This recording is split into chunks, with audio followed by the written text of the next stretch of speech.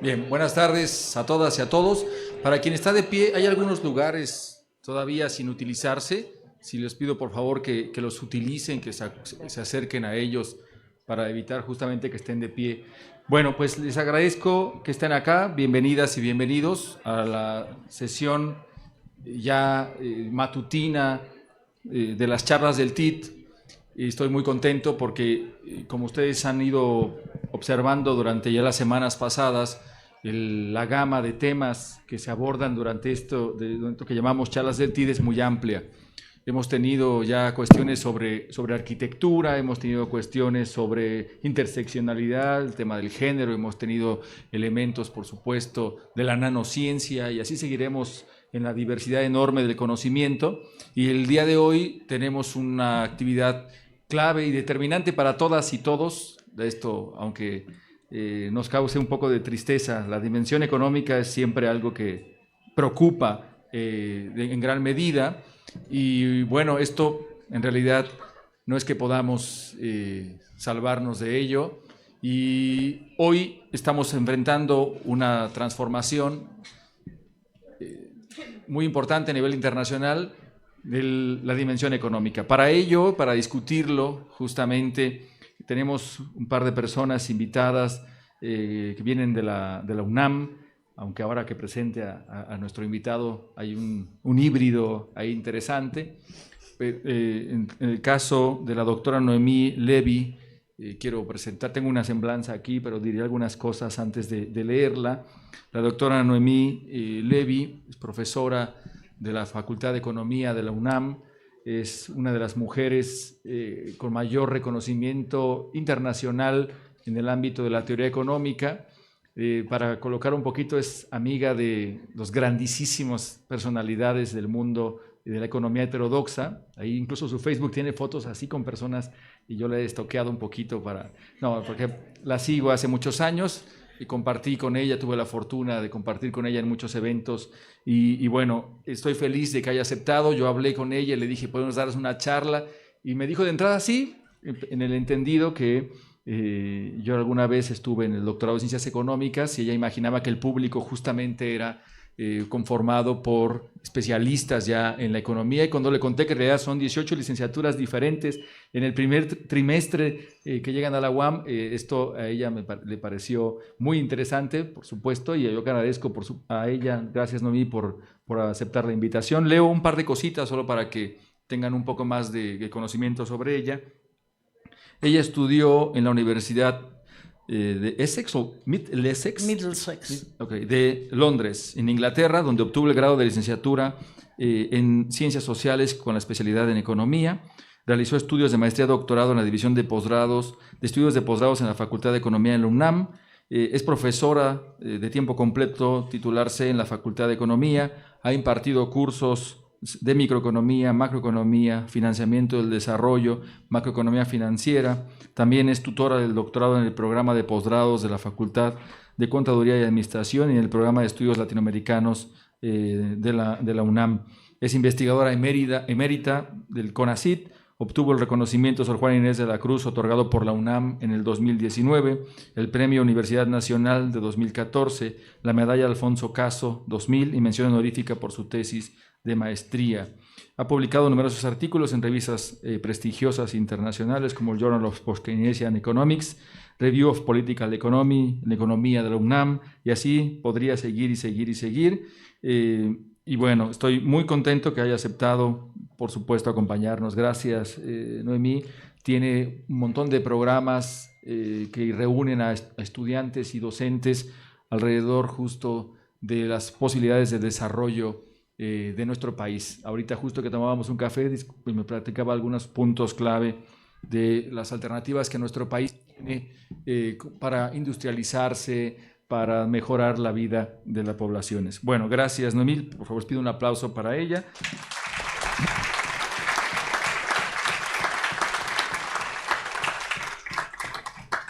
También nos acompaña el doctor Humberto Flores. Él es doctor en Ciencias Económicas por la UAM. Exactamente por eso se decía que aunque ahora está en la UNAM, él tiene un pasado importante justo en esta unidad. Trabajamos hace algunos años y yo le doy la bienvenida de vuelta, Humberto.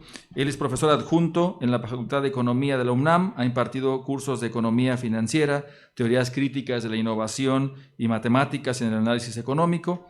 Tiene publicaciones relacionadas con el desempeño de la economía mexicana y la generación de tecnologías financiadas con recursos públicos. Ha participado en la organización de eventos académicos y con ciertas ponencias a nivel internacional. Sus áreas de interés son la productividad en América Latina, el impacto de la innovación y los sectores de alta tecnología en el sistema económico, así como el financiamiento y la dimensión financiera de la innovación. Pues gracias, Humberto, bienvenido. Un aplauso, por favor, para él.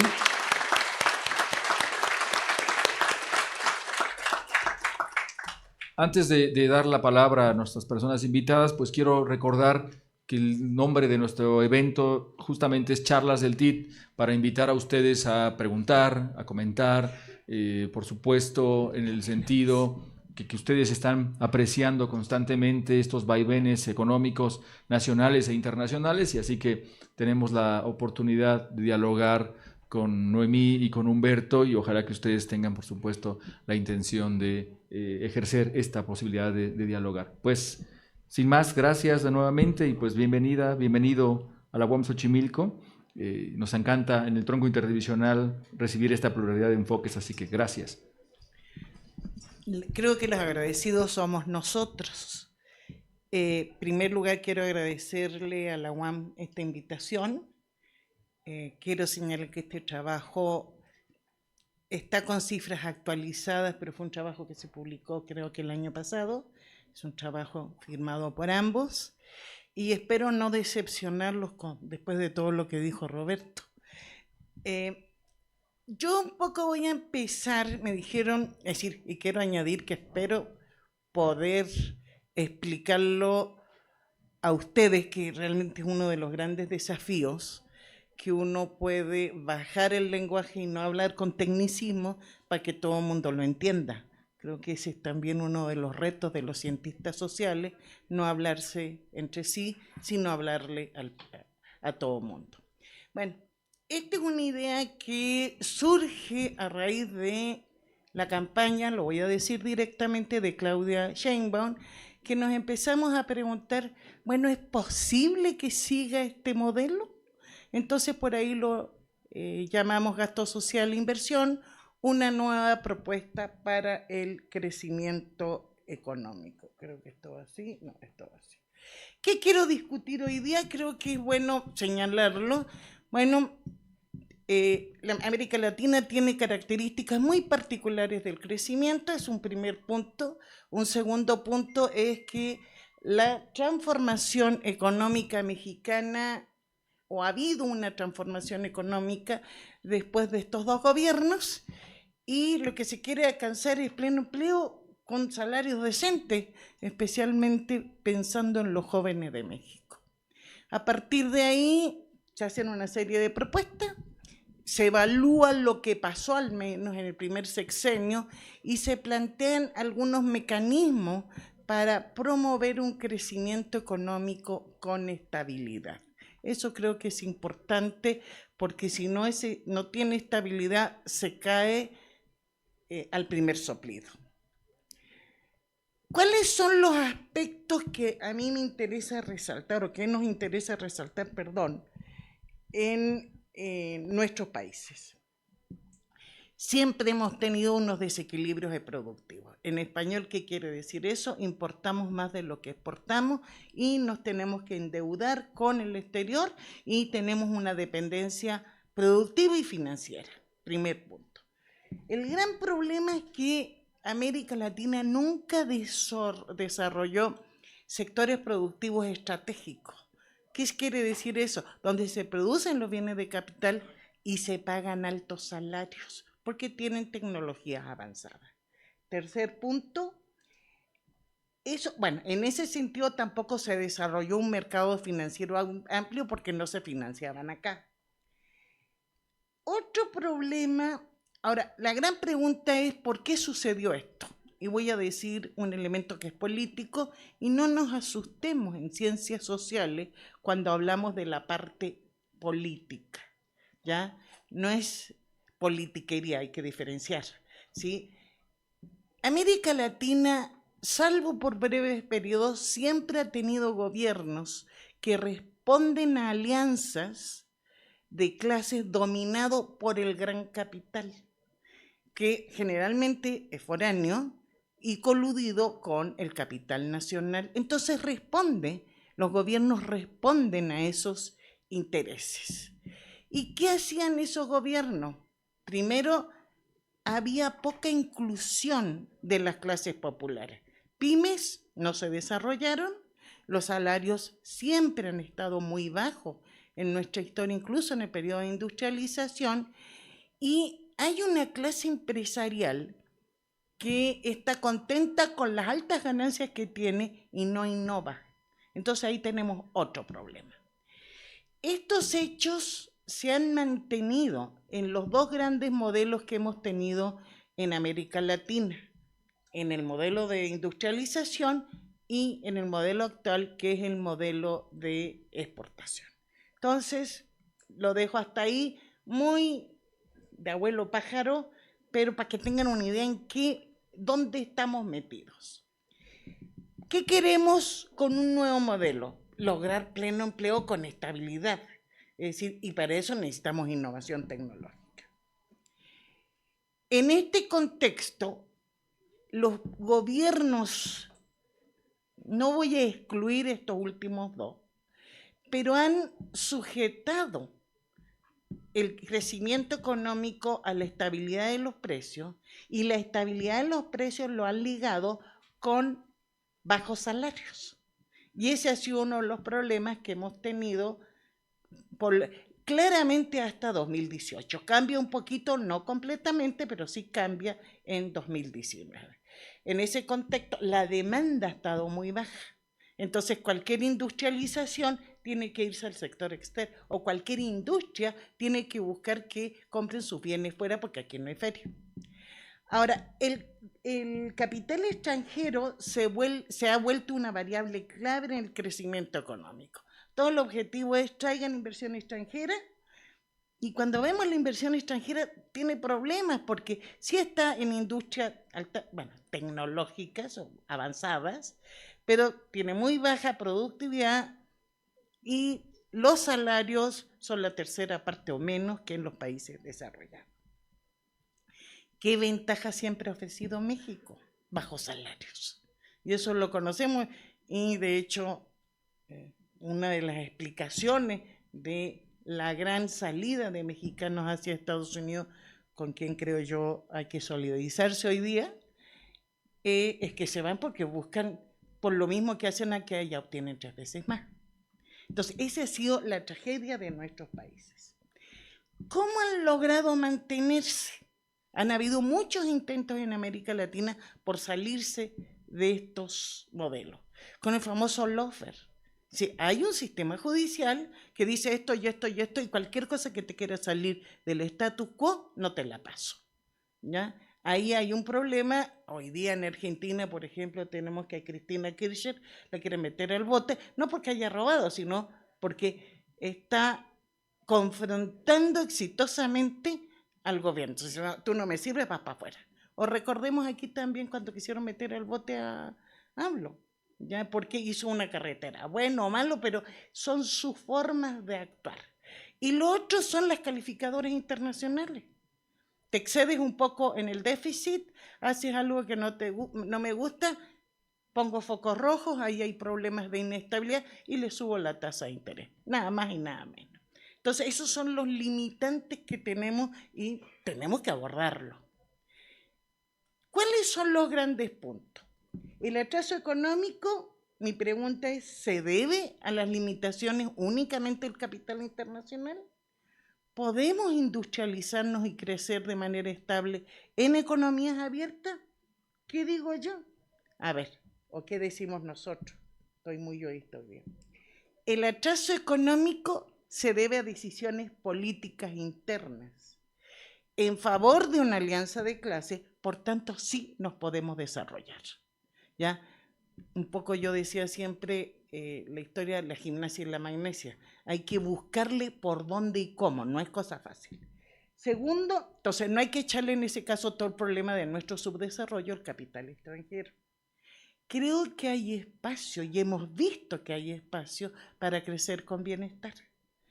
Y voy a señalar que el problema del atraso económico en América Latina es un problema político, no es técnico, y está relacionado con la subordinación política del capital privado y extranjero a los grupos económicos dominantes.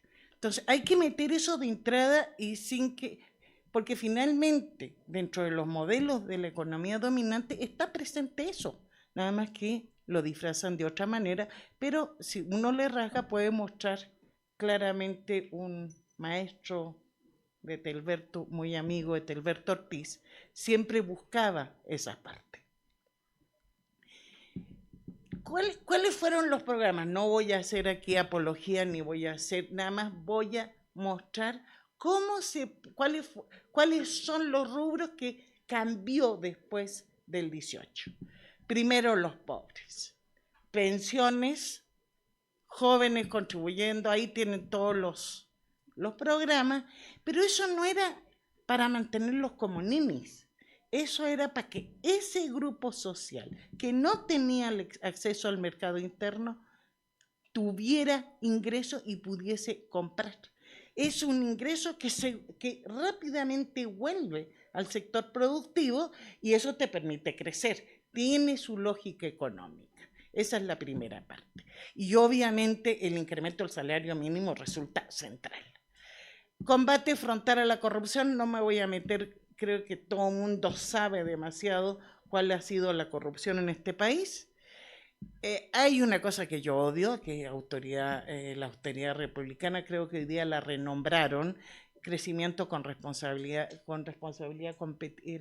compartida, que se me hace más lógico, y simplemente gastemos en lo que se debe, y no en mantener una burocracia pública, y no andar juntando en fideicomisos, etcétera, etcétera. ¿Y para qué es esto? Yo quiero reorientar el gasto público al desarrollo económico. Aquí está la clave. Que quiero dirigir el gasto económico a los sectores económicos claves y garantizar que los que menos tienen tengan capacidad de compra. Y no es por bueno, no es por mesía, es por una necesidad de la economía. Eso ya lo decía un señor que tenía sangre azul, Lord Keynes, que decía la demanda efectiva está por sobre, es lo que determina el crecimiento. Creo que lo que tenemos que hacer. Otra cosa muy criticada especialmente por los más heterodoxos es que se busca inestabilidad fiscal y financiera. Eso ha sido ampliamente criticado, a mí me han criticado 10.000 veces por decirlo, pero bueno, me seguirán criticando. Sin embargo, creo que si no tenemos estabilidad financiera, se nos cae todo el teatrito rápido. Tenemos que cuidar esa parte. Ahora, el problema es cómo incremento el gasto con estas tasas de interés que tenemos. Ahí tienen un problema muy grande las pymes y esas necesitan política expresa. La discusión, ahora tenemos otra discusión que hoy día está muy en boga. ¿Qué pasa con los tratados de libre comercio? Sabemos que la inversión extranjera directa no incrementa la productividad, ya lo sabemos. pero sabemos que dinamizan las exportaciones, dinamizan el empleo con salarios relativamente mejor que el resto del mundo o el resto del país. Y el problema es qué hacer ahora, que se nos están volviendo locos los señores vecinos. Ahí hay que hacer nuevamente buscar cómo arreglamos para mantener esa inversión extranjera directa. Yo señalo que tiene que ser bajo otras condiciones. Ahí hay muchas formas, pero no es el momento de discutirla. Vamos un poco a las cifras. ¿Qué vemos aquí? Aquí me dijeron que había una cosa, creo que es esta. Si ustedes se fijan, aquí podemos ver en esta partecita que es el consumo entre el PIB. Ah, sí. Perdón, pero mi tecnología es nueva. ¿Es esta? A la pantalla de... No, pues ayúdame. No, yo ya no soy capaz de hacer dos cosas. Si ustedes se fijan en la raya azul de arriba, el consumo sí creció. Se ve muy poquito, pero ¿por qué se ve muy poquito? Porque es muy pesado. Es decir, de cada peso del PIB, 80% se consume. Si subió 81, 82, ya es gracia. Entonces, eso es importante. ¿Qué otra cosa? La línea punteada es la tasa de crecimiento. Una de las cosas que notamos es que la tasa de crecimiento baila peor que los bailecitos esos que tienen ustedes muy movidos. Es totalmente inestable. El gran problema es que todavía seguimos dirigidos por las exportaciones, con mayor gasto de importaciones. Ahí seguimos teniendo ese problema que no se ha resuelto. Y que la inversión todavía no despega, que es un elemento que hay que resolver. Entonces, hay algo bueno, pero no están las cosas resueltas. Dale para el otro lado. Bueno. Aquí nada más, esto muy rápido, aquí estamos viendo la tasa de crecimiento en la inversión pública y privada. Sí vemos que en el tiempo, a partir de 18 para adelante, con todo y, pandemia, creció curiosamente la inversión privada, también crece la inversión pública, y hoy día estamos varados. Estamos varados, ¿por qué? Porque nuestra contraparte está haciendo locura y media en Estados Unidos y todavía no hay claridad hacia dónde va, a pesar que estamos viviendo en un momento muy convulso. Es decir, no son tiempos normales o quizás tenemos que acostumbrarlos a esta normalidad media rara. Aquí también podemos ver, me faltó la del consumo, aquí está la del consumo. Si ustedes se fijan en la última parte, también vemos un incremento del consumo. Chiquito, pero se ve. Entonces podemos decir, fíjense que la tasa de crecimiento del consumo está entre 2000 y 2008, cuando entra mucha inversión extranjera directa y el precio de las exportaciones nuestras es mayor que el precio de las importaciones. En la jerga de eso se llama términos de intercambio positivo, pero olvídense de eso. Los economistas después verán. Pero vuelve a crecer después de la pandemia. Sí se puede. Ese es el mensaje que habría que sacar de esta historia. Ahora, ¿cuáles son los mecanismos que pueden promover el crecimiento con equidad, el crecimiento económico con equidad y estabilidad? Pues hay que incrementar el gasto corriente, público, y es imperativo en esta fase incrementar el gasto social. No es un problema de politiquería, es un problema de necesidad del mercado interno. Ese es mi argumento. No sé qué vaya a pasar, pero esto no se puede sostener por mucho tiempo si es que no empiezo a incrementar la inversión, porque la inversión es la que me da el empuje del crecimiento. También aumenta el gasto de capital. Ahí podríamos hacer una serie de reflexiones en qué aumentó, pero hay un aumento, creo que no se ha propagandizado el uso de lo que se hizo.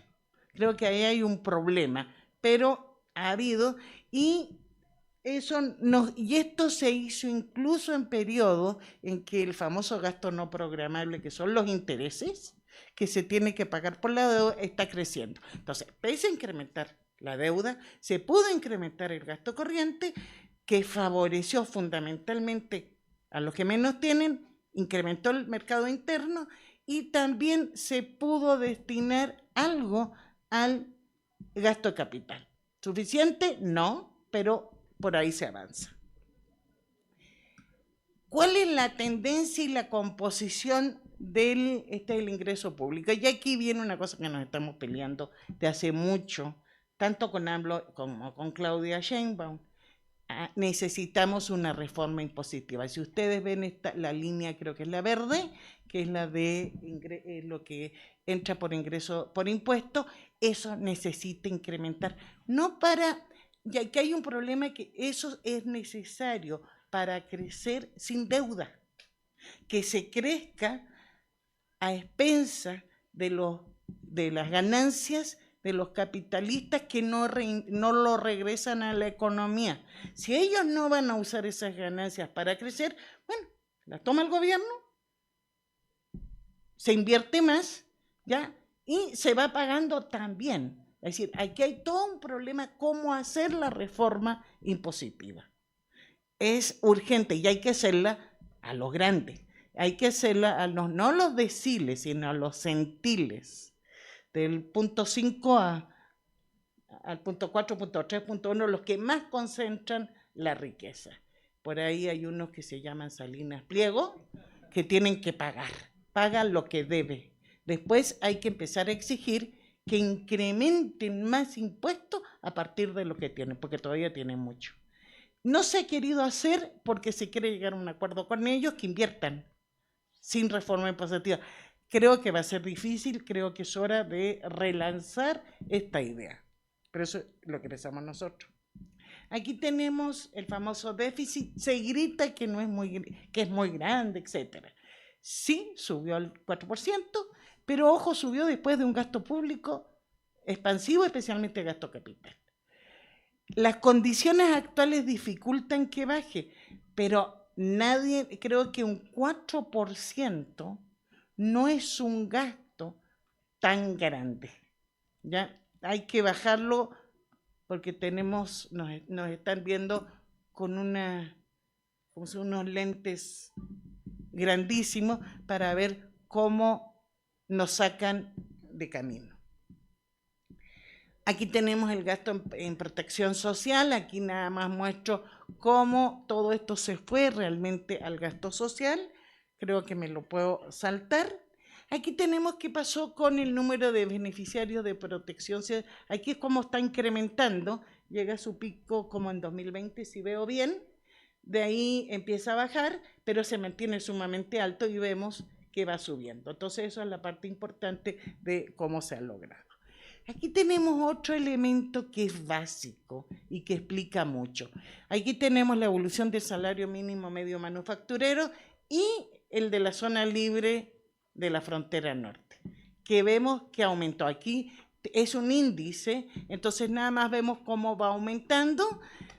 No obstante, el aumento se reduce porque no puede seguir aumentando a 100%, ¿ya? Pero sigue estando por encima de lo que fue anteriormente. Vean ustedes cómo pudo incrementar el de la zona norte, ¿ya? Y eso no nos causó inflación, ¿ya? Incluso incrementa el salario medio manufacturero. Voy a señalar que incrementó, pero no suficientemente. Aquí tenemos qué pasó con la pobreza. Y aquí nos dimos a la tarea de buscar ¿cuáles fueron los estados más pobres? ¿Cuáles son? Chiapas, Guerrero, Oaxaca, Tabasco, y tenemos el promedio de la economía, que es la línea negra. ¿Qué es lo que encontramos? Que en casi todos los estados pobres bajó la pobreza. Tenemos muchos problemas todavía en Guerrero. No ha habido cambios ahí importantes. ¿Por qué? Yo creo que hay un problema político, hay un problema narcotráfico, hay una serie de elementos de muy alta concentración del ingreso, viven del turismo, que es un problema, nada más viven del turismo, que es muy concentrador. Entonces ahí son los estados que hay que mirar con cuidado. La pobreza, fíjense que ha bajado. y ha bajado en términos de pobreza y pobreza extrema. Eso ha sido la última información creo que del Banco Mundial, son 12 millones de gente, que no es poca cosa. Y aquí tenemos la pobreza rural baja más que la urbana. Eso llama mucho la atención, cómo hay menos pobres en el campo donde generalmente hay más, y no se ha enfrentado tan bien ese problema en la ciudad. En la ciudad ha bajado de manera más lenta. No podemos decir que el combate a la pobreza hayamos logrado nuestro objetivo. La pobreza sigue siendo muy alta en México. Aquí tenemos nuevamente a nivel de estados. La más grande creo que es la rojita, que es Chiapas, que es tremenda el nivel de pobreza todavía allá. Oaxaca sigue siendo muy alto, Guerrero menos en Tabasco, y eso lo podemos también ligar a la industria petrolera. Para que no cansarlos, concluyo. Creo que dentro de ciertos parámetros es posible transitar hacia un nuevo modelo económico. Pese a la crisis sanitaria, pudo avanzarse. De hecho, una cosa que se me olvidó decir es que en el periodo de la crisis sanitaria, México no requirió programas especiales. Con todas las transferencias fue suficiente para que, especialmente en el campo, la gente pudiese sobrevivir. Eso creo que fue de los pocos países que no se endeuda. Y hay otra gracia: no se rescató al capital privado, al gran capital privado. En esa época, me acuerdo que en marzo de 2020, tengo grabadísima la fecha, cuando hay una reunión de la Comermex, ¿verdad? ¿Qué fue? De los grandes empresarios, y le exigen al gobierno que era un déficit de 5% del producto, pero ese gasto va hacia la gran empresa, porque yo voy a salvar a los trabajadores pagándole. Eso ya se hizo 2 veces. Se hizo en 94 y no llegó nada. Ya fue uno de los incrementos de la pobreza más grandes, y se volvió a hacer en 2008. Entonces el gobierno se negó, y fíjense que no pasó nada. Bueno, se enojaron. Pero se pudo transitar en un momento muy difícil. Cerramos la economía 3 meses y la mantuvimos media cerrada casi año y medio, ¿ya? Y no se dispara la pobreza, por el contrario, se reduce. Creo que ahí hay que aprender algo de esa experiencia. Entonces, sí se puede crecer redistribuyendo. Segundo, hay que incrementar el ingreso público. Y no es un problema de financiamiento, es un problema de distribución del ingreso. El gobierno tiene que gastar en sectores clave. La inversión privada se va a ver atraída y va a generar un crecimiento muy rápido y que involucra a toda la sociedad. Tenemos que, pese a toda la historia, se termina bien el primer gobierno. Al principio pensamos que lo iban a correr a los 3 días, pero aguantan los 6 años y los aguanta bien. Creo que se asientan las bases programáticas para reorganizar la hacienda pública, que creo que es importante, pero todavía no se implementa en toda su magnitud. Y creo que se tiene que seguir en este camino, pero ojo, si no le entran al gasto de capital, esto nos puede durar poco. Ahí lo dejo. Espero que haya pasado bien el examen de hablarle a un público tan joven y tan diverso. Al menos que hayan entendido el mensaje, y muchas gracias.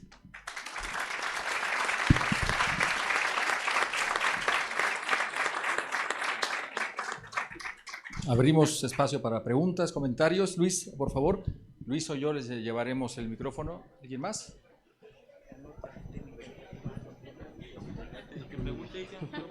No, la pluma. Buenos días. Doctora, muchas gracias por su plática. Como preámbulo, me alegra mucho que haya pues, significado el papel de Cristina en Argentina. Tuve la oportunidad de conocerla en persona mediante la embajadora de Argentina en México y me pareció una mujer extraordinaria. Y bueno, la he seguido un poco en lo que he podido, ¿no? Ahora, referente a la plática que usted ha dado, me alegra mucho que mis alumnos estén aquí. Hace como 4 días, a veces analizamos temas importantes para los muchachos, para los estudiantes, no voy a decir alumnos, porque alumno es sin luz, y ellos tienen luz, eso lo aprendí en una reunión de TIT hace poco, y entonces la mayoría se pronunció por discutir el tema de la votación, de las votaciones últimas, y esto lógicamente pues, se relacionó con la 4T y el papel de la 4T y todo. Bueno, yo confieso que soy morenista de raíz. Respeto a los que no lo son y exijo respeto a mi posición. Pero bueno, como soy el profesor, no puedo imponerles a ellos un modo de pensar. Son muy libres, es un país democrático y yo respeté el criterio de muchos de ellos, de todos, en la discusión. Pero vi que todo giraba fundamentalmente jóvenes que no han tenido una experiencia anterior de gobiernos, como sí la he tenido yo. Yo soy cubano, doctora, ya, como digo, canto rancheras hace años, y sí me he dado cuenta de todo el cambio que ha habido. Y por eso es que soy morenista. Bueno, con mis alumnos respeté sus criterios, respeté sus posiciones, y dejé que hablaran y cada uno expresara. Entonces, como decía, me di cuenta que muchos están permeados por el criterio cercano que tienen del papá, de la mamá, del hermano, etcétera, y no han podido como que hurgar en el pasado. Y estos datos que usted da y estos elementos que da, evidentemente están hablando a favor de lo que yo tenía pensado. Yo espero que les sirva un poco de reflexión a mis muchachos, porque evidentemente el quitarle la gran cantidad de dinero a los que estaban robando y poder distribuirlo, aunque no se solucione todavía la pobreza en México, sí ha sido un paliativo en cierto modo importante. Esto del pago de bienestar, hay que reconocer que aunque no resuelve el problema económico de muchas familias, sí los alivia un poquito, digo, para comprar medicina, hasta para pagar el cable. Entonces, creo que eso hay que reconocerlo para ser totalmente justo con la situación actual. Entonces, usted planteaba que es posible seguir avanzando en este sentido con diferentes mecanismos económicos que soy incapaz de repetir ahora porque fue muy profunda y muy técnica, pero bueno, quería que usted hiciera un resumen general de cómo usted ve el futuro si se sigue con la preocupación de proteger a las personas que más necesitan de protección. Puso el ejemplo de Chiapas. Yo tuve la oportunidad de conocer Chiapas bastante bien en una beca de la OEA que tuve, de la ONU en México en una ocasión, y vi mucha pobreza en el campo, en el campo, que no es comparada con la pobreza que vi en Ecuador, por ejemplo. El campesino en Ecuador vive de forma miserable, y aquí por lo menos tenían tortillas y frijoles para comer, para hablar más en plata, ¿no? Pero bueno, sí había pobreza, y creo que eso se puede ir, se puede ir mejorando paulatinamente con la política que ya se ha empezado de quitarle al rico y darle al pobre y de repartir equitativamente el dinero de forma más justa sobre la población más necesitada, más pobre. Gracias.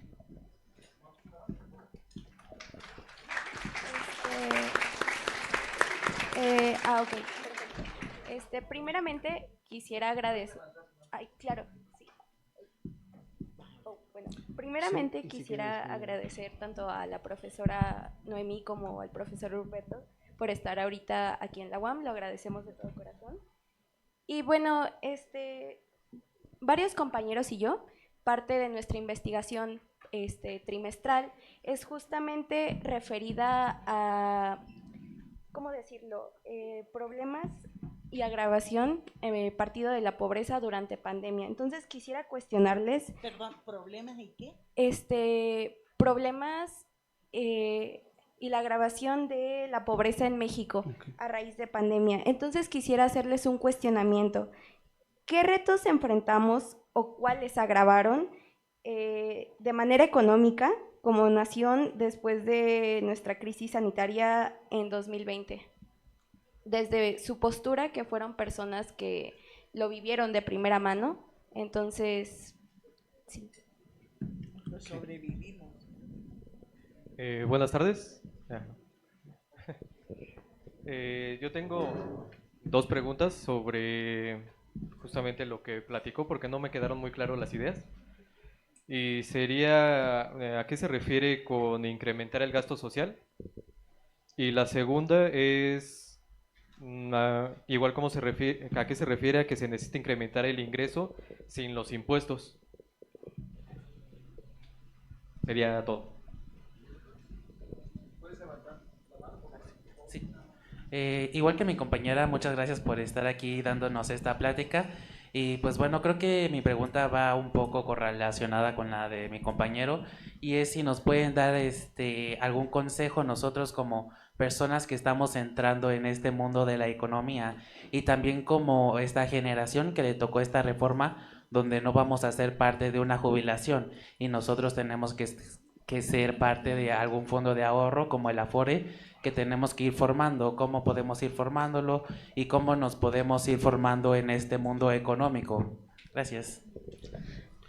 Buenas tardes, aquí. Mi pregunta va hacia un tema más político. Actualmente se sabe que en la juventud ha nacido una idea más conservadora, y mi pregunta va hacia si este pensamiento conservador llegara a un cambio de gobierno en cuanto a cambio de partido político y de sistema económico, eso realmente sí nos afectaría, o cómo afectaría lo que ya se ha avanzado, porque comentaban que al cambio de política a la llegada de AMLO en 2018 hubo ciertos avances. Esos avances se verían limitados por un cambio de gobierno y de partido político, o podría ser que sí se salve lo que se ha avanzado. Gracias. Okay. Con eso y luego que se...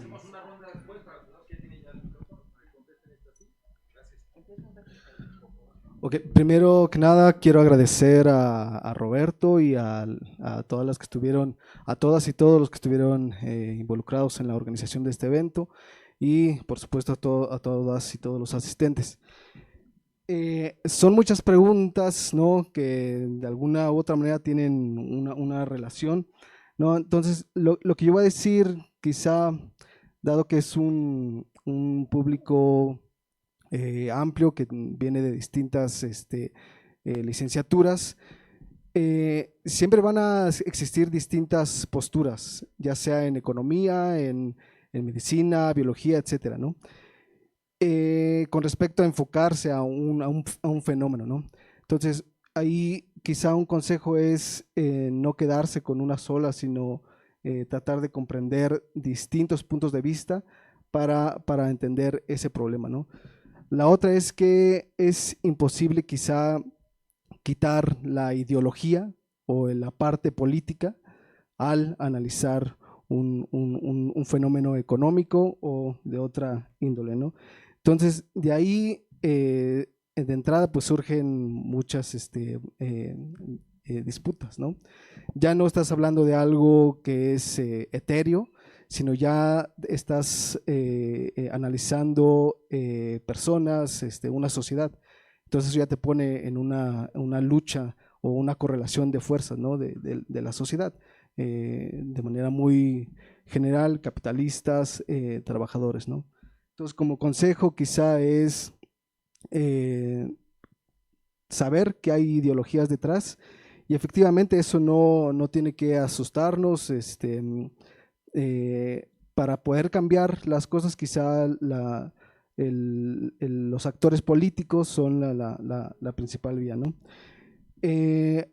Con respecto a si es sostenible continuar con la transferencia, ¿no?, a la gente más necesitada, sí es sostenible, pero no puede ser la única base con la cual se puede desarrollar a largo plazo. Es fundamental, sí, porque necesitas fortalecer el mercado interno, y además que es una obligación o una deuda que tiene el Estado o los gobiernos de México desde mucho tiempo, ¿no? Y es crucial para lo que se puede desarrollar en el futuro.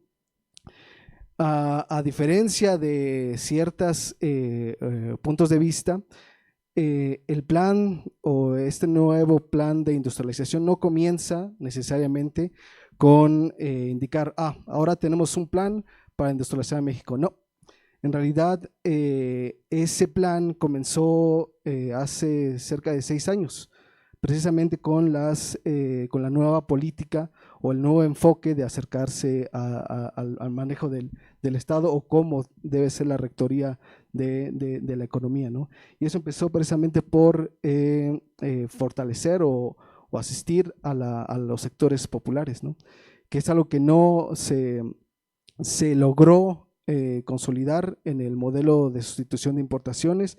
El modelo exportador en realidad fue como una solución que se adoptó para corregir la crisis de la deuda de esos momentos y como desarrollo industrial, pero como se mostró aquí, no ha tenido grandes resultados o no son visibles, ¿no? Eso es lo que diría respecto a la política de transferencias. Sí debe de mantenerse, pero debe ser acompañada efectivamente con el incremento en el gasto de inversión. Y de ahí creo que se liga con los que preguntan qué significa incrementar ingresos sin impuestos, ¿no? La inversión en realidad es el motor de la economía, pero no debe ser cualquier tipo de inversión, ¿no? La inversión lo que te permite es incrementar el ingreso, las ganancias para los capitalistas y el ingreso para los trabajadores. En México, quizá lo que se debe de fortalecer, y eso es un elemento central del nuevo plan de industrialización, es consolidar un sector de bienes de capital. Porque tú, si quieres realizar innovaciones, pues no lo haces en el vacío. Para poder innovar, pues necesitas innovar sobre algo existente, ¿no? Y en México quizá lo que se tiene que identificar es un sector clave, sencillo quizá, y después ir avanzando a etapas mayores, ¿no? Una vez que tienes una base industrial a desarrollar, pues ya puedes realizar innovaciones. Quizá para que lo entiendan los estudiantes es, si a ustedes les piden trabajos, ¿no? Pero no, si lo piensan nada más en su cabeza, pues a la hora de entregar el trabajo, pues diciendo, oye, ¿y ahora cómo lo hago? No, lo tengo que meter todo. No, mejor planteas algo, lo escribes y sobre eso vas mejorando, ¿no? Entonces, quizá una cierta similitud con el desarrollo industrial. Estableces un sector que para ti es clave y a partir de ello vas mejorando, vas realizando mejoras. Pero eso no necesariamente te asegura que va a mejorar las condiciones de las masas. Tienes que acompañarlo con política social, ¿no? Tienes que integrar a las clases para lograr un crecimiento balanceado. Y quizá con esto termino para pasarle la palabra a la doctora Noemí. Se puede escuchar muy complicado esto, en realidad es complejo. Y como ya se mencionó, pues surgen los aspectos políticos del pleno empleo y del desarrollo. Y en México se han visto estos aspectos políticos a nivel nacional, como mencionan con la reforma del Poder Judicial y toda la parte de los que están más de acuerdo con la derecha o con la parte conservadora, pero también a nivel internacional, ¿no? Vía las calificadoras o con el país vecino, ¿no? Uno pudiera pensar que no tiene lógica, pero su lógica sí tiene una lógica de por qué lo hace, ¿no? Entonces, esto debe ser un plan a largo plazo.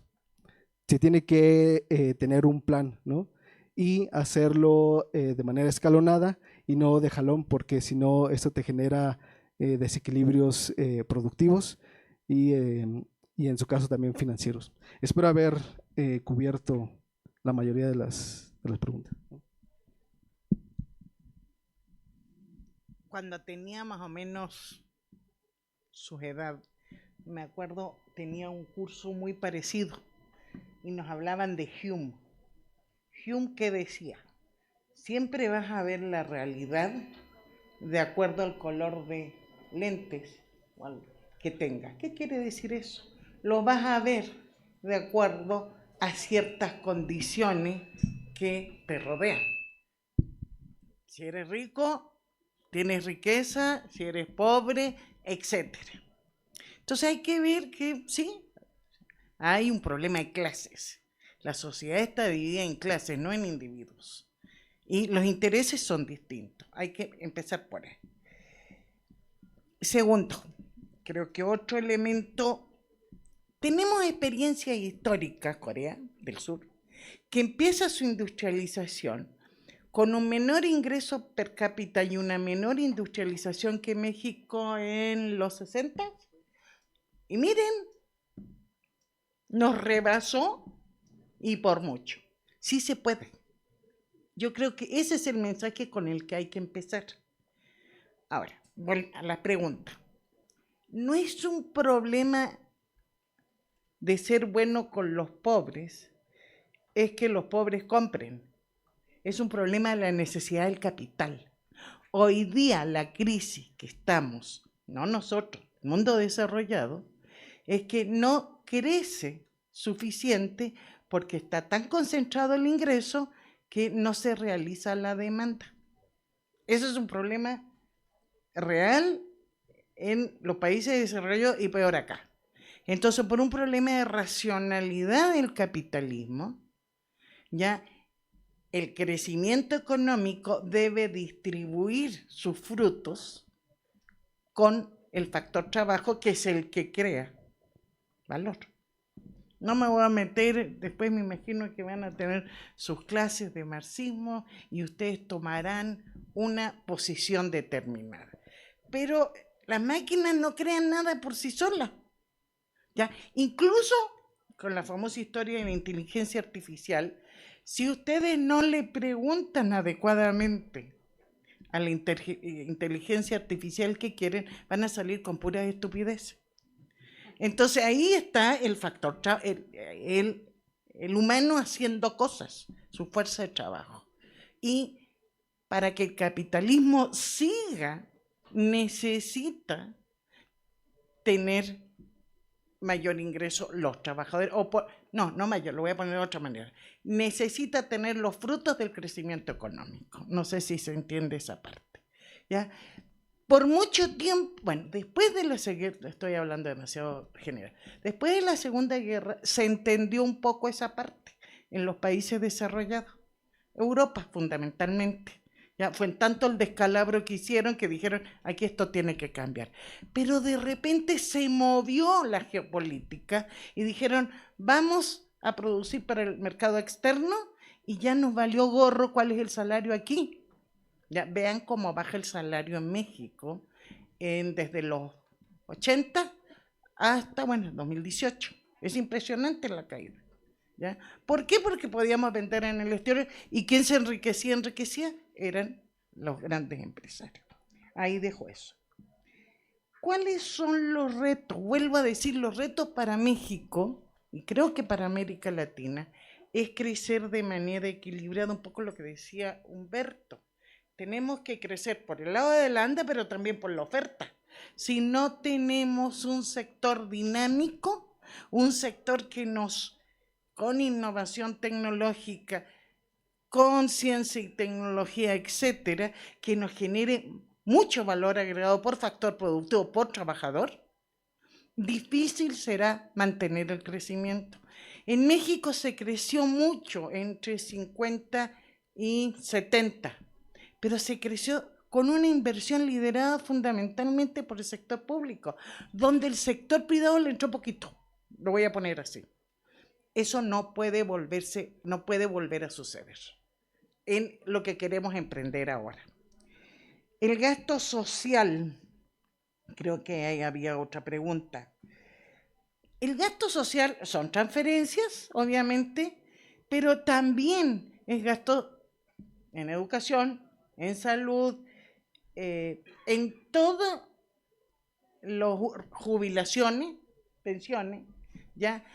Pero es un gasto que tiene, para no entrar en grandes conflictos, es un gasto que debería ser financiado por los que tienen riqueza que no regresan a la producción. Aquí no se debe agarrar y meter un impuesto nada más al volumen de la riqueza, porque eso no va a funcionar, porque si le meto un impuesto al volumen de la riqueza, esa gente no va a invertir, y a mí lo que me interesa es que inviertan. Entonces, ¿qué tengo que hacer? Es meter un impuesto sobre la riqueza no utilizada en el sector productivo. Es una pelea muy grande que se resisten. Escuchen nada más a Slim cuando nada más se le intuyó el asunto. Bueno, qué decir de Salinas Pliego, ya que se resisten. Claro, si yo tengo, pues no quiero que me lo quiten, ¿ya? El problema es entender la racionalidad del sistema capitalista. Pero bueno, eso ahí hay una pelea que hay que dar y fuerte. ¿Qué hacer? El gasto social, aquí ya me metí. Las jubilaciones es una gran bronca y esa acaba de salir a la luz con la historia de la CENTE. ¿Qué quisiéramos todos? Mandar a la goma el nuevo, las jubilaciones por contribución propia, por contribución individual, gracias. Ahorita no se puede, porque vivimos en un sistema capitalista donde hay cuentas, esas cuentas están hechas a nombre de personas, y yo quiero ver qué va a pasar si el gobierno dice, ya no tienes cuenta, los gritos que van a haber. Ahí hay un problema que hay que entender también, que vivimos en el sistema. ¿Pero qué se puede hacer? Hay que pelear para que suban los mínimos de las jubilaciones. Creo que es un elemento fundamental esa parte de la historia, y eso se va a resolver cuando haya un crecimiento acelerado del producto. Finalmente, me llamó la atención la compañera que dice la juventud es más conservadora. Yo no veo eso. Yo veo una juventud que se mueve muchísimo. Una juventud, vengo de una universidad hermana, la UNAM, donde a cada rato nos arman de barajuste y medio, pero que se mueven y están muy conscientes de lo que está pasando. Obviamente eso no va a pasar a nivel de las privadas por la composición social que tienen, buscan otras cosas, ¿sí?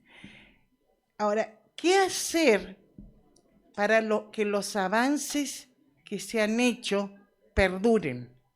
Uno es convencer que sí se puede las cosas de manera distinta, que el crecimiento no puede estar sobre la base de empobrecer a los que venden su fuerza de trabajo.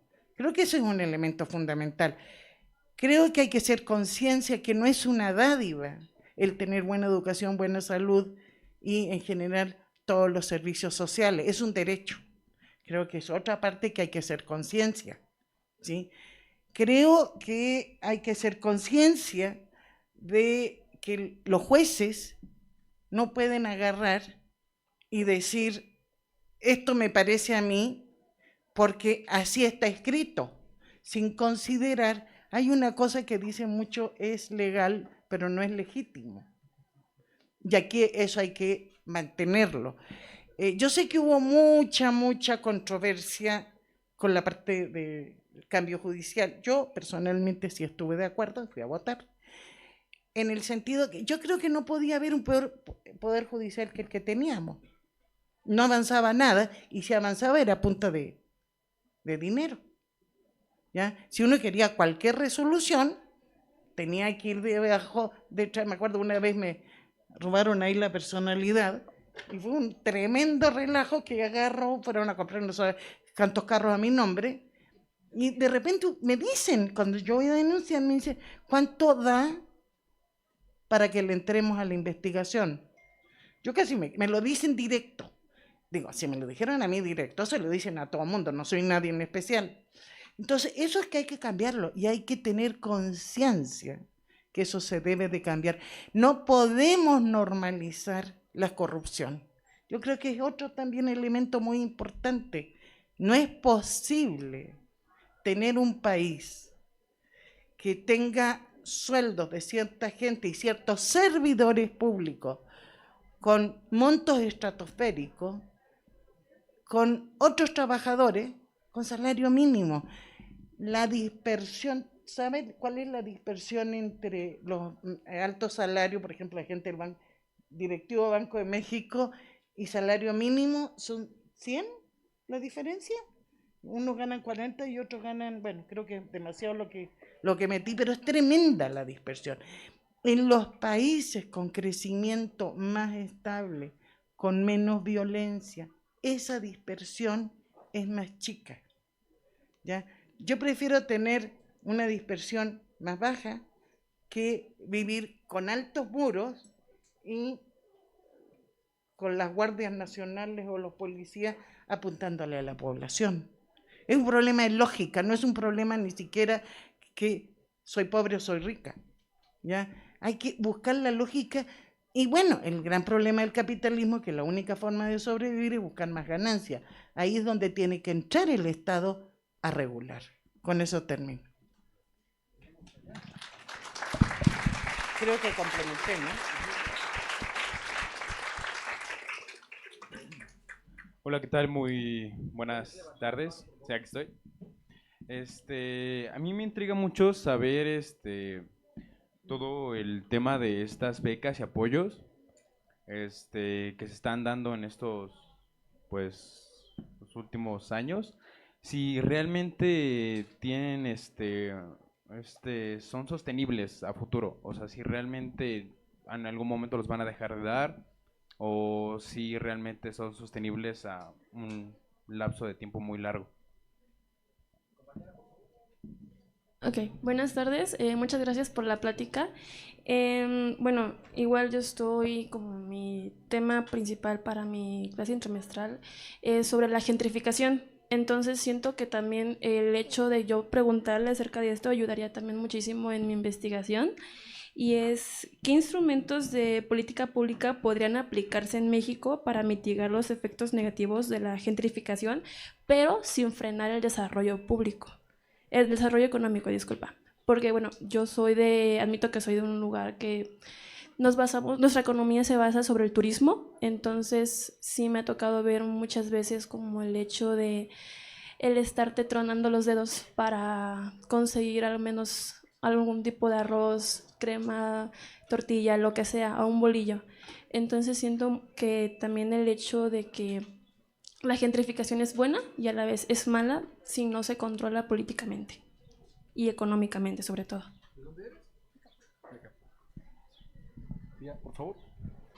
Bien, yo les quiero preguntar qué le dirían al actual gobierno y a los gobiernos futuros para pues tener un control económico en el país y que el país pues se vaya desarrollando conforme el paso del tiempo. ¿Cuáles serían las principales ventajas que ustedes les dirían o puntos a tratar para que la economía mexicana crezca y pues reduzca mucho la pobreza?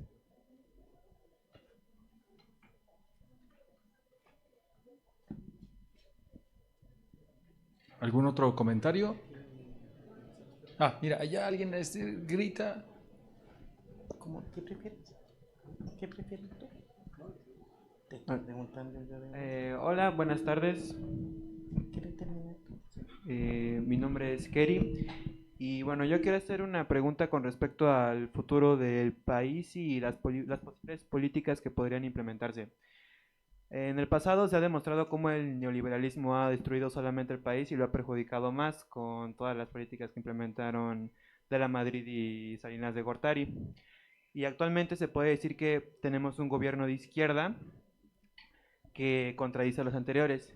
Sin embargo, también, bueno, yo he visto que se han implementado ciertas políticas que podrían considerarse de derecha o conservadoras, como por ejemplo el apoyo a la industria petrolera o la promoción de la inversión extranjera directamente al país.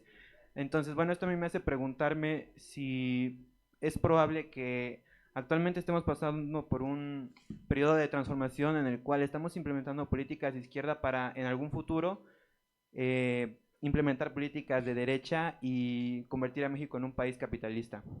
Y si esto podría funcionar o solamente perjudicaría más como fue en el pasado. Eso sería todo. Gracias. ¿Tú dices? ¿Listo? Ok. Por la última, quizá lo que le diría al gobierno es que cumpla su promesa de no mentir, no robar y no traicionar al pueblo, ¿no? Eso puede ser una frase, pero al final terminan siendo muy significativas, ¿no? De la misma manera que por el bien de todos, primero los pobres, ¿no? Se escucha bien la frase, pero si tú eres los que sean de licenciatura, a medida que vayan avanzando en sus cursos se van a dar cuenta que en algunas teorías se basan esos criterios de justicia social, etcétera. Ahí se plantea esa frase, ¿no? E incluso algunos economistas muy importantes en el periodo de industrialización y adelante, recuerdo ahorita Flores de la Peña, justo decía eso, ¿no? Para mejorar así de entrada el mercado interno hay que integrar a las masas, ¿no? A los más desfavorecidos. Entonces, ¿qué sugerencia sería para el gobierno actual? Es no empezar a hacer cosas buenas que parezcan malas, ¿no? Entonces, en los últimos meses han sucedido cositas ahí que creo que todavía se pueden encaminar, ¿no? La importancia de la inversión y no perder de vista que se requiere un plan y seguir el plan, ¿no? Puedes cumplir todos los objetivos o no, pero eso ya te deja aprendizajes y te deja quizá algunas cosas sobre los cuales mejorar, ¿no?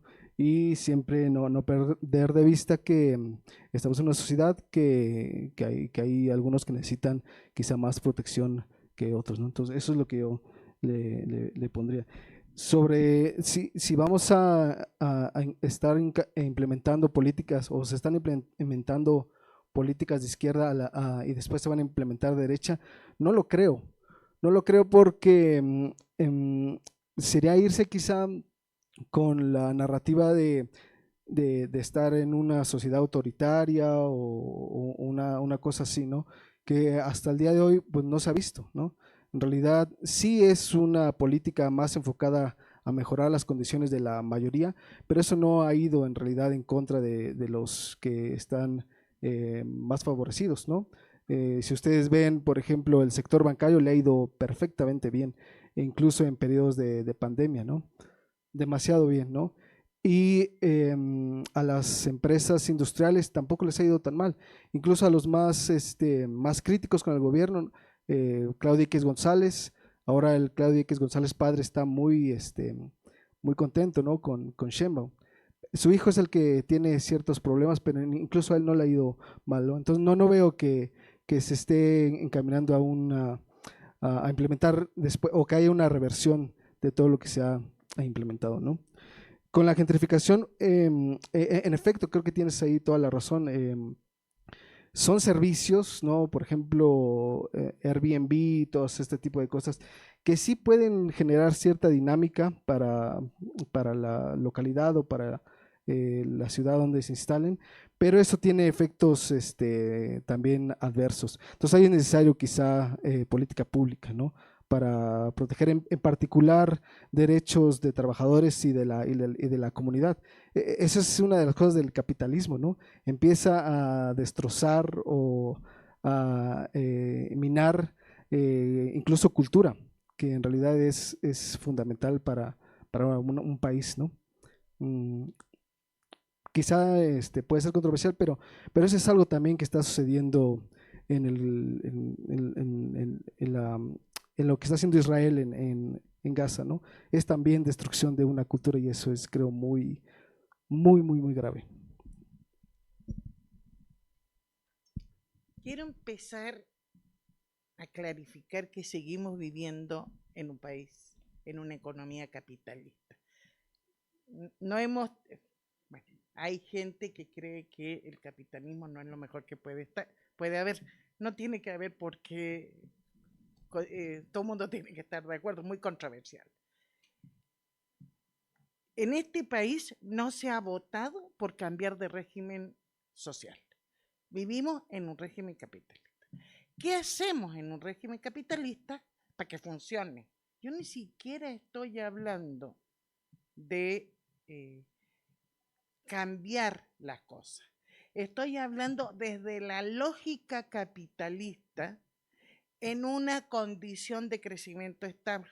Quizás mi historia ha habido demasiados revuelos, que yo digo, es mejor estabilidad, pero para la estabilidad necesitamos inclusión social, porque la gente se cansa de no tener, y si la gente se cansa de no tener, empiezan lo que está pasando ahora en Estados Unidos, ¿sí? Entonces empiezan los conflictos. Entonces, en este contexto estamos hablando de esa perspectiva. No nos perdamos de vista. Yo no creo que apoyar el sector petrolero y no sé qué otra industria se señaló sea malo. Creo que es fundamental. Necesitamos soberanía alimentaria, necesitamos soberanía energética, necesitamos soberanía sanitaria. Vean ustedes Cuba, un país que no se le ha permitido crecer, ¿ya? Tiene uno de los desarrollos sanitarios más envidiables, ¿ya? Incluso en desarrollo de tecnologías, ¿sí? Entonces, y eso es básico para un país.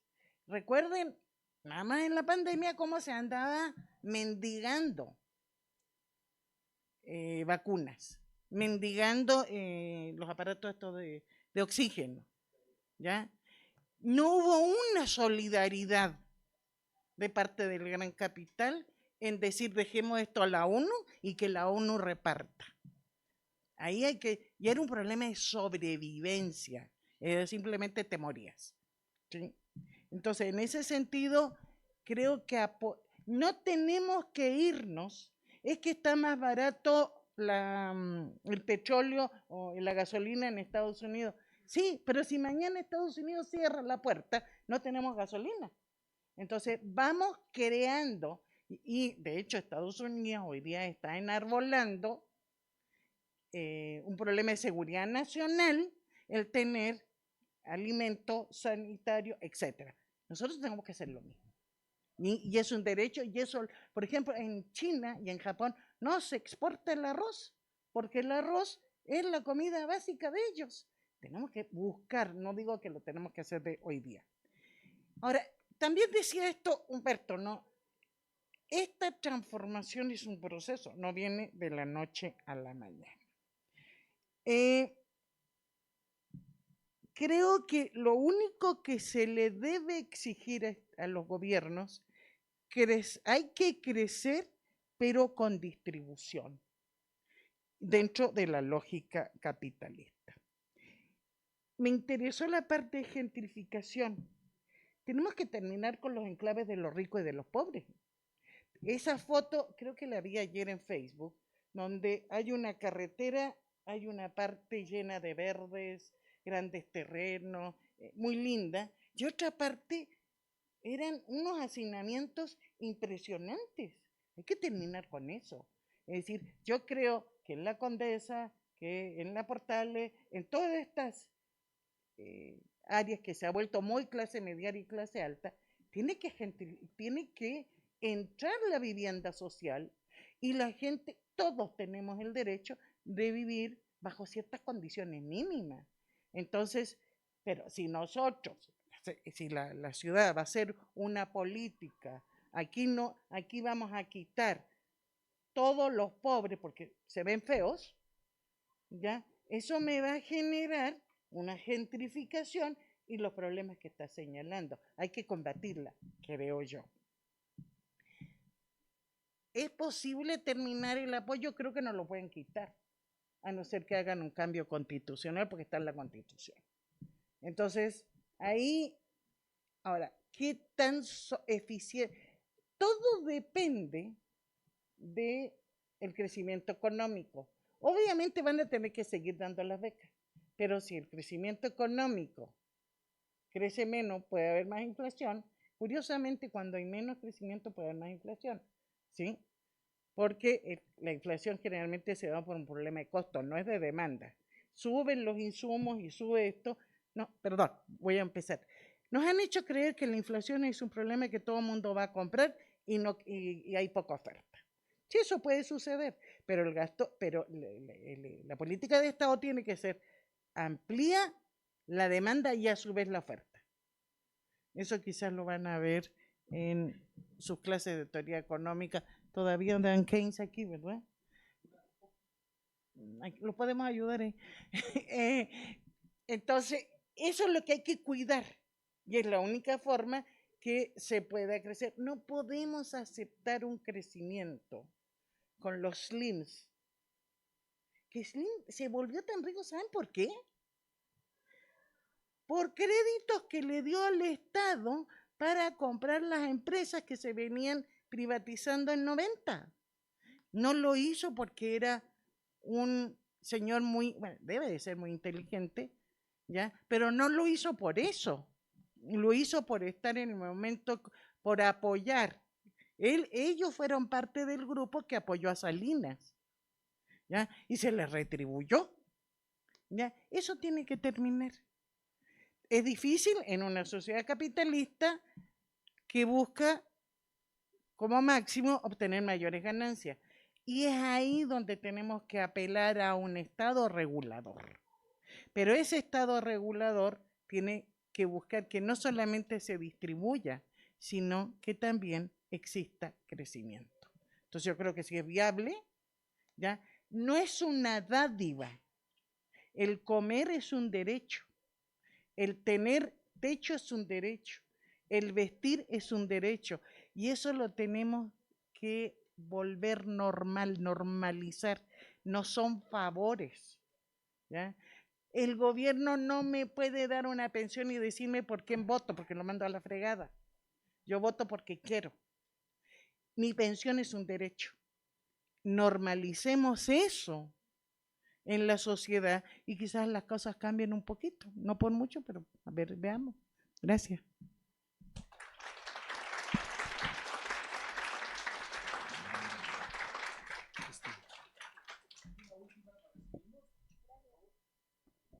Hola, buenas tardes.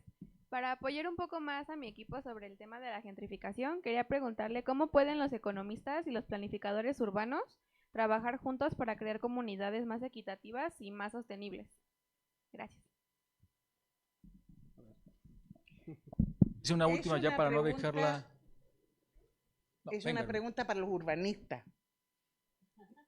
Yo contestaría de esta manera. Hay que terminar con estos enclaves de ricos y pobres. Hay que mezclar. Y eso es una de las cosas características. Se darán cuenta que yo no nací en este país, yo nací en Chile, que había una tremenda diferencia donde vivían los ricos y donde vivían los pobres. No había lo que un poco encuentra uno aquí en los pueblos, donde encuentra casa grande y casa chica, o lo que es Coyoacán, donde encuentra uno, bueno, cada vez más de todo, pero todavía se encuentra diferencia. Yo diría, hay que empezar por ahí, ¿ya? Hay que, por ejemplo, hubo cuando AMLO sube la primera vez al gobierno de la ciudad, volver a repoblar el centro, pero no nada más por los ricos. Lo que hizo Slim fue comprar todo el centro, ya lo hizo bonito, etcétera, y lo vendió y sacó un chorro de lana. Hoy día lo que se está planteando en el gobierno de la ciudad es poner vivienda popular en toda la zona. Entonces eso es una vía. Y ahí tienes que eso apoyarlo. Generalmente en estas zonas hay muy buenas escuelas, hay hospitales, entonces eso ayuda un poco, es decir, quitar esa concentración de ricos en un lugar geográfico y mezclarlo. Yo no soy urbanista, ¿ya? Para eso mejor le preguntan a los urbanistas cómo se hace. Pero yo económicamente diría, conviene la dispersión de clases sociales, asegurando viviendas dignas o un modo de vida digno para los que viven de su trabajo y para los que viven de lo que tienen, que es el capital. No sé si tú tienes una idea. No, solo quizá enfatizar que es necesario ahí la política pública, ¿no? El problema con la gentrificación es que los habitantes de esas colonias, ¿no?, ya también están siendo desplazados, que son media alta, pero están siendo desplazados incluso por extranjeros, ¿no? Yo me acuerdo que antes solía, sí, así como Noemí. No, antes solía caminar mucho, o todavía, por la Roma y toda esa parte, y sí uno se encontraba ahí un güerito, una cosa así, ¿no?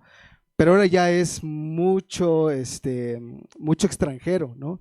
O sea, había güeritos mexicanos, pero ahora ya son extranjeros, ¿no? Pero ahora ya es muy evidente, ¿no? Entonces ahí se requiere política pública, ¿no?, centrado en que la vivienda efectivamente es un derecho, ¿no? Es algo que se debe asegurar a la gente, ¿no? El problema también es que ahí se meten problemas más complejos por la parte financiera. Si ustedes ven todos esos lugares, las rentas o las casas son muy altas, ¿no? Y eso también tiene que ver con la especulación que se ha hecho de ese tipo de bienes, ¿no? España, por ejemplo, tiene un problema, en general en el mundo hay un problema muy grave para asegurar vivienda para la gente, ¿no? Entonces ahí creo que la política pública es fundamental y quizá la organización de la gente. Pero efectivamente es un caso de urbanización, pero también de diseño, de cómo desarrollas las ciudades, ¿no? Y eso también es un aspecto de la industrialización. La industrialización en realidad implica desarrollo urbano que después se puede convertir en desarrollo económico, ¿no? Pero eso es quizá un poco más complejo. Yo diría eso. Buenas tardes, mi nombre es Emiliano Barrera. Yo la semana pasada tuve una pequeña discusión con algunos de mis compañeros, que es un tema bastante, podría decirlo, aparte de económico, es social, que es una pregunta que siempre me ha rondado por mi cabeza y alrededor de muchos amigos y les he preguntado, pero hemos visto que sí se les ha dado varios apoyos se podría decir que a los pobres, ¿no? Nos acaba de decir que se pudo disminuir un poquito más la pobreza. Pero lo que yo discutía con mis compañeros, con mis compañeros es, ¿verdaderamente el pobre es pobre porque quiere? Porque algunos decíamos que sí. ¿Por qué? Porque pues las personas, o sea, ellos avanzan conforme a sus pasos, ¿no? Pero otros decían que no, porque algunos pobres no recibieron la educación necesaria para saber avanzar. Y aparte tengo otra pregunta, ¿cuál es su consejo que nos podrían dar a nosotros los jóvenes, como nueva generación y como universitarios, para poder avanzar económicamente, ya sea en el país y para tener, no tener mucho dinero o algo así, sino que tener una verdadera estabilidad económica? Empiezo con lo de la gentrificación. Creo que un problema básico es limitar y meterle más impuestos al Airbnb. Es decir, de entrada, porque efectivamente en la Roma ya hay puro Airbnb. ¿Qué haces? Y como dices, subió el pan, todo, ¿sí? Entonces, bueno, ¿quieren Airbnb? Ok, vamos con impuestos. Eso se puede hacer.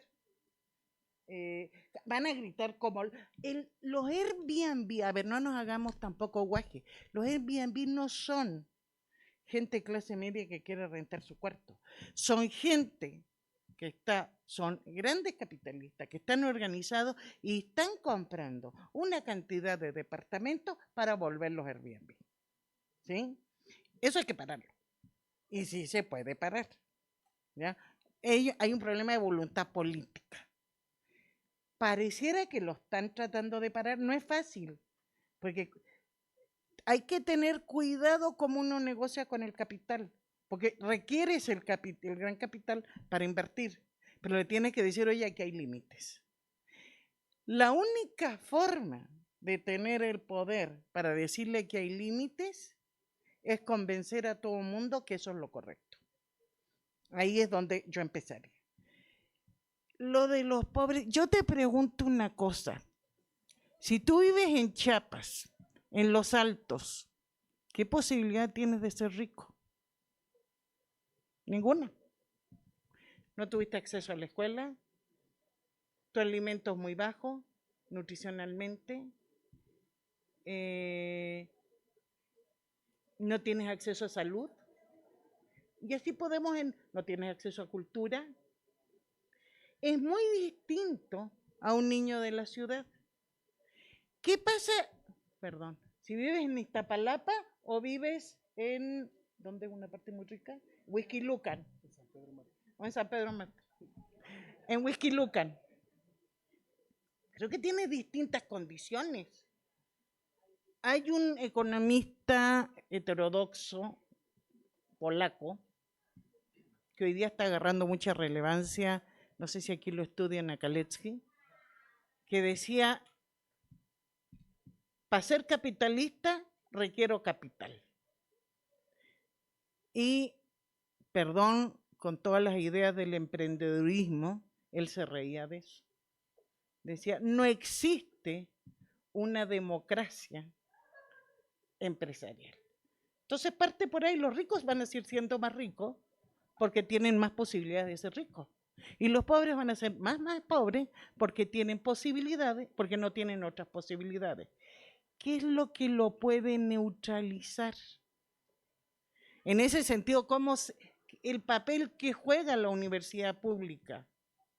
En la UNAM nos aventamos una huelga de 9 meses para no subir a 20 pesos la colegiatura. Sabíamos que empezaba en 20 y iba a terminar en 10.000 o en lo que fuera. Y dijimos, no queremos colegiatura. ¿Qué asegurábamos con eso? Que entre todo mundo. Y nuestras aulas, creo que aquí también, son de diversas clases sociales. Tenemos gente de mucho ingreso, pero la mayoría es de gente de escasos ingresos. Y no nos vengan a decir que nuestros alumnos no son buenos académicos o no son buenos profesionales. Creo que sería faltar a la verdad. Porque el acceso que tienen nuestros alumnos a la tecnología, a los libros, a salir fuera del país, no lo tiene otra universidad.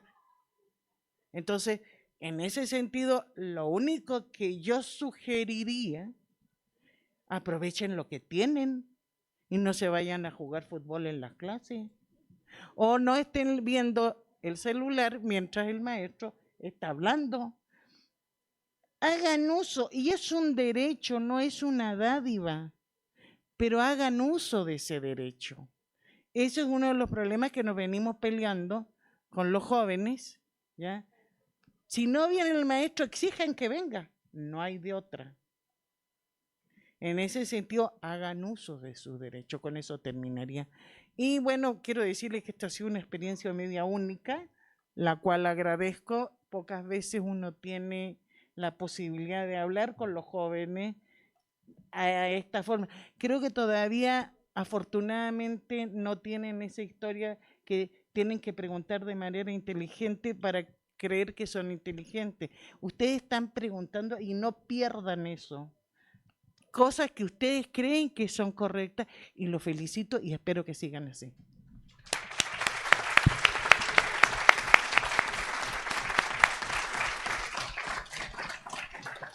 Pues muchísimas gracias, Humberto, Noemí, gracias por estar acá. Ojalá que no sea la última vez que nos acompañen en estas charlas. Justo esta es la intención, que las preguntas se hacen en esta manera abierta, siempre franca, con toda la confianza y bueno, feliz de que hayan aceptado. Aquí están sus constancias, se las doy para que ya es otro aplauso adicional, pero se los voy a dar en privado. Y más tarde, a las 4, tenemos la charla número 6 del día, que es sobre observación participante. Y viene un invitado de Guadalajara, así que bueno, ojalá que la puedan seguir también por Facebook. Y muchísimas gracias, nos encontramos la próxima semana.